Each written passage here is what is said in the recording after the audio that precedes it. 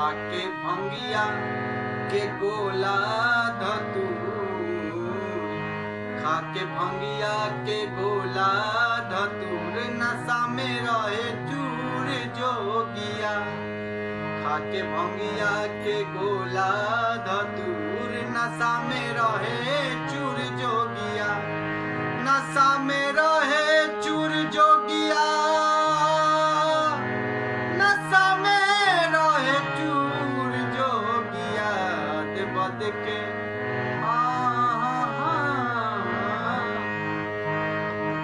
बद के सावन में जरूर नशा में रहे चूर जोगिया। खाके भंगिया के गोला धतूर, नशा में रहे चूर जोगिया। अरे बड़का भारी हवा अब खड़ा हो, भस्मासुर के दे दिल बार हो।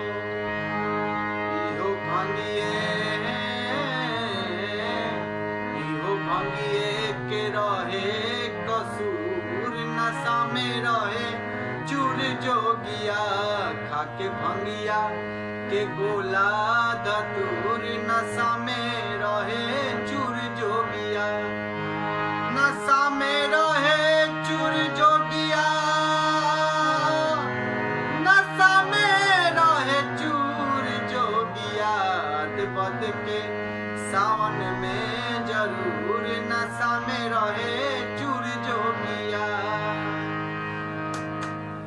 नमस्कार दोस्तों, मैं हूं चंद्रकांत वर्मा। आप हमारे नए नए वीडियो देखिए singer Chandrakant Verma YouTube channel पे। हमारे चैनल को सब्सक्राइब कीजिए ताकि आपको सभी वीडियो मिले।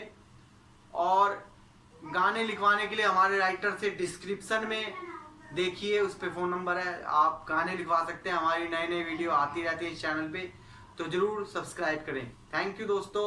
Singer Chandrakant Verma YouTube channel, Facebook, Instagram सब पे हमसे जुड़िए। धन्यवाद।